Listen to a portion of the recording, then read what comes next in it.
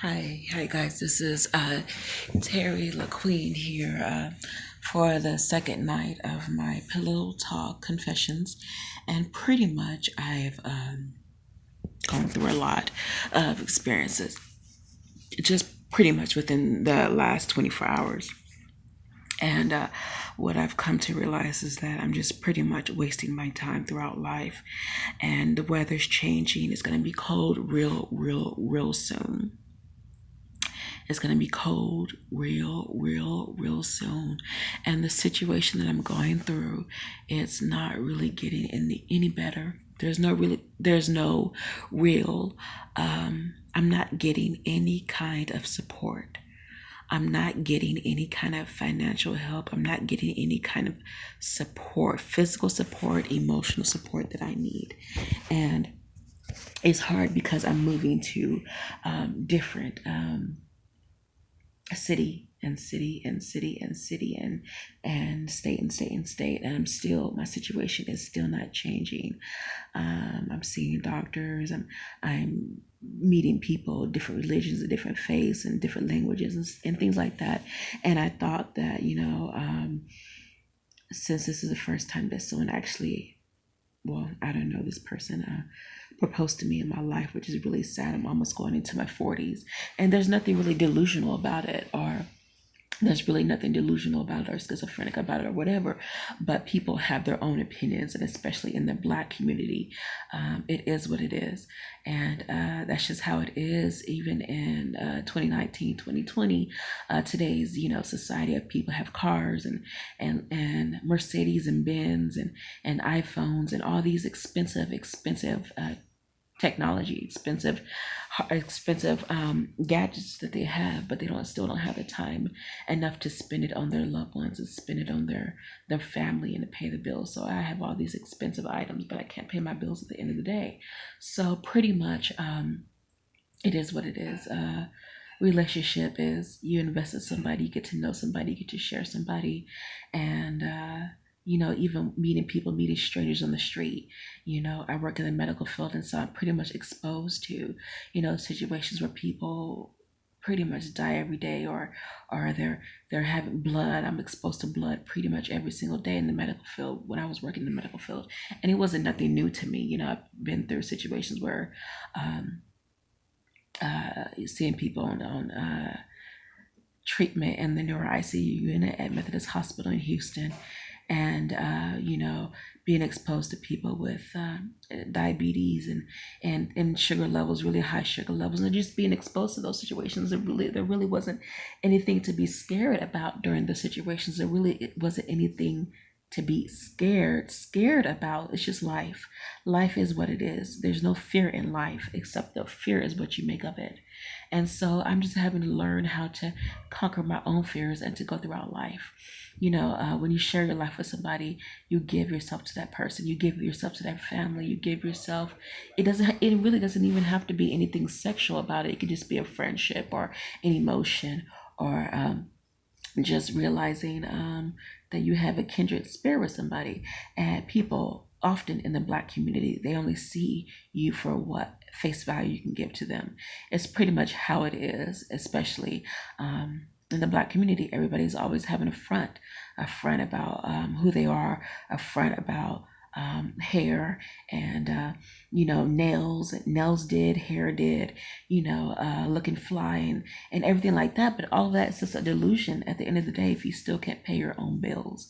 All of that is a delusion at the end of the day if you still can't get a job, or if you still can't find, meet your basic needs. And like I was talking about last night, basic needs need to be met. Food, water, and shelter. That's it. That's just reality. That's the reality of it. And it's really hard to say that, in Washington, D.C. area is very, very competitive. Every single thing you do, every single where you go, even with school, the educational system, or working in the legal field, or working in the medical field as a physician, a doctor, or a surgeon, or even as an administrative assistant, whatever you do is very competitive. And so people are pretty much struggling to survive. So people that have 20, 30 years of experience in their own profession, in their own field, are actually competing up against with teenagers and with young adults fresh out of college. And so there's just a lot of that competition going on, which I'm going on now into my late 30s and early 40s. Pretty much I've been working all my life since I was 8 years old, working in my father's business, I've been working like a working adult, like a full work day, working his business, organizing his files, organizing the chips, all the computer chips and the VCRs and the big screen TVs. I did that as a younger kid at 8 years old, and I was also going to school full time in elementary and middle school, and I was also in sports and basketball and track and volleyball and tennis. I was involved in a lot of things as a young child, and so usually I post up pictures of myself as a young child. When I was young, I was very, very much involved. And so pretty much this is how life is. I've been working since I was 8 years old in pretty much in elementary school. I've been working all my life. And to actually come to this moment in my life where actually someone says you can't work and you have to live by me. I mean, that's how my dad was. He was very secure in being a man, and the man is over the house, and the man takes care of the bills and keep family manners to the family. And he was very, very overprotective, but sometimes that kind of hurt him in the end. He had struggled pretty much raising me and my younger brother just to support us. And he went into personal bankruptcy twice. And he went through 2 divorces just to support himself and my younger brother and myself. So that is a struggle that a lot of people go through, especially with finances and relationships. And right now, you commit your life to somebody and you share your life and your dreams and your emotions with somebody, but you don't get the same thing in return. There's no, it's like 1 and 1 is a relationship. 1 and 1 is a relationship. And, someone may be hurting, someone may be sick, but still you can give some kind of need to that person. That person doesn't open up and tell you what's going on. If that person has been exposed to fear in life or whatever it is, still you can provide some kind of assistance, some kind of support to that person instead of just being a maid around the house. My job, my role as a helpmate is not to be your maid. My job as a helpmate is for you to support me and for me to support you, whatever we're going through. Because at the end of the day, the bills need to be paid, the rent needs to be paid, and we still need to work together to figure out what's going on, male or female, woman or male, gay or straight, whatever relationship that you're in, you need to support your partner and have them help them resolve the issue with whatever you're struggling with. So growing up as a young girl, I had braids and pigtails in my hair, and pretty much my dad was very overprotective of me, and he pretty much told me I need to learn how to take care of myself, and I need to learn how to do my own hair. So pretty much, in the Black community, Black women are told that their hair is their treasure and that their hair is their crown. And what I've been going through over this past year, 2019, is I've lost all my hair. I've lost pretty much all my hair. I've lost all my hair. And I've lost all my hair in Chicago. I lost it all. I lost my hair. I lost my finances.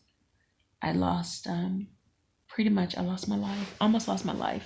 But I try to reach out to people. I try to reach out to those who I thought could support me, but they weren't there. They weren't there for me. I thought they would be there for me, but they weren't there. They were too busy. But now that I'm in a new situation, a new city, they're available. They'll open up. I see them. They see me. Now they're available. But when I was going through that situation in Chicago, you weren't there for me. You never picked up the phone. You said you were busy. You didn't want to invite me over to your place because you said I had bed bugs. And so, all the kind of hate and the trials and everything that I went through in Chicago is really, really the top of the point. And, I've lost all my hair. I went to a dermatologist yesterday, and they said it could be due to stress as well as some other physical factors. So I had some blood work done just to test, figure out what's going on, why I lost so much hair. And especially in the Black community, women, they are frowned upon. Women, you are looked down upon. Pretty much you are ostracized because you didn't get your hair professionally done by a professional hairstylist. So because I didn't get my hair professionally done by a hairstylist, this is why my hair fell out, because I didn't get my hair done by a professional hairstylist. That's why this happened to me, and I deserve what I got. That's pretty much what I've heard. I deserve this. I deserved it, So I mean, it's not a delusion. It's actually my reality. This is my reality, and now that I'm trying to make a future, a purpose for myself, um, I've had it cut and trim up a little bit. And people say, "Oh, it's cute. Oh, it's cute like that." No, it's not cute like that. Even for an African woman from Nigeria or Kenya, or from the islands, the Caribbean islands, from Barbados, this is not cute. This is not cute. Oh, she can get it cut up. She can get it shaved off real quick. This is not, oh, she could put some makeup on. This is not cute. This is not cute at all. So being a Black woman, you even in the 50s or 60s, you had to do what you had to do. You had to cover up, put a wrap on, go to work, and work for the house, work for the white people. So I mean, that's just how it is. A woman's crown, especially a Black woman, a woman's crown is her head. A woman's crown is her hair. And I pretty much lost everything. And I've lost my crown. So I pretty much had to start all over again. Now it's September 2019 and the year's almost over. And I don't really have time for any more stress upon my life. I need as much help and support I can get. And when I've reached out to doctors, I've reached out to professional doctors, to counselors. I reached out to the medical community. I've reached out to friends who I thought could be back with me, but the doctor wasn't available. They didn't want to see me. They weren't available. This or that. They couldn't help me. They couldn't help me. This and that and this and that. Whatever. Doors are closed. Doors were closed on me. So it is what it is. There's no delusion about it. It is what it is. That's life. You have to move on. You have to find something different. So doors are constantly being shut on me. Seriously.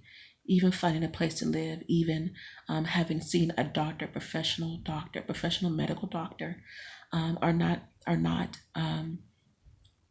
pretty much not taking my calls. A professional medical doctor in Chicago. I went to a couple hospitals, and none of the hospitals in Chicago would help me find a shelter, a place to stay. Pretty much they told me just to go back to your apartment, go back to that man. I went to at least 2 or 3 different hospitals in Chicago. I went to Roseland Community Hospital, I went to Christ Methodist Hospital, one of the biggest hospitals in Chicago, and asked for shelter, and they wouldn't help me. They wouldn't help me at all. And so even I reached out to Catholic Charities in Chicago, and they wouldn't help me at all. So it is what it is. Life goes on. You have to just continue to move. I lost my ID, I lost my identification. It is what it is. I have to start new. I have to start fresh again. But I have lost 20 pounds, and I'm really happy about that. So I've lost 80 pounds eating healthy and just, being less stressed out of my life. Continue walking and not really overstressing exercising like some women do. They really overstress exercising, which is not. It's all natural. It's just natural. And people don't believe that weight loss is natural. They believe that you need diet pills and supplements, and you need to exercise 3, 4, 5 times a day. You need to go running and force what's natural. When in reality, weight loss and your metabolism and your thyroid it's a natural process. It's a natural process.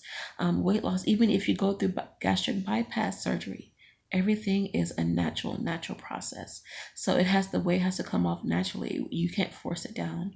It has to come off naturally. Even if you go through liposuction, the fat is sucked up out of you. You still have the healing. The stitches have to heal naturally. Everything's natural. So that's just life. That's just how it is. So I'm still going through that, and I can't be seen like this. Oh, you look cute. Oh, you look cute. No, please. It's not cute. Don't lie to yourself and don't lie to me. So that's how it is in the Black community. A woman's crown is her head.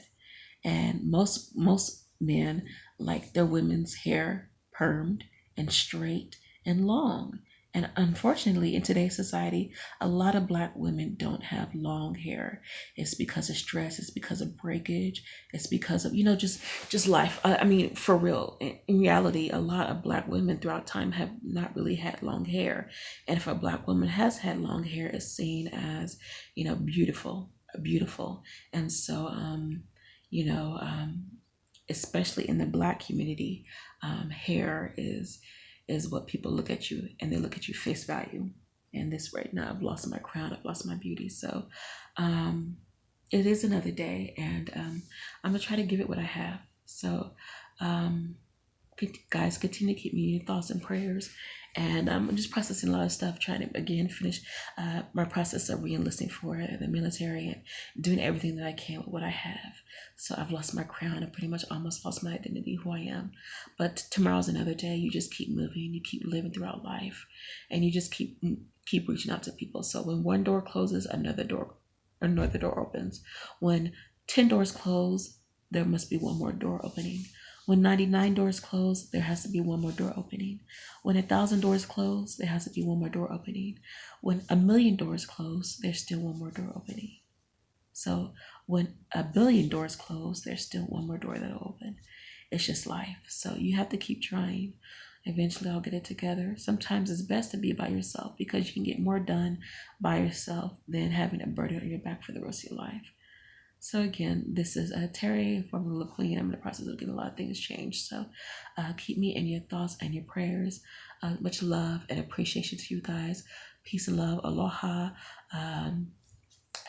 Shukran. Salom. And many blessings to you guys. Thank you. Bye.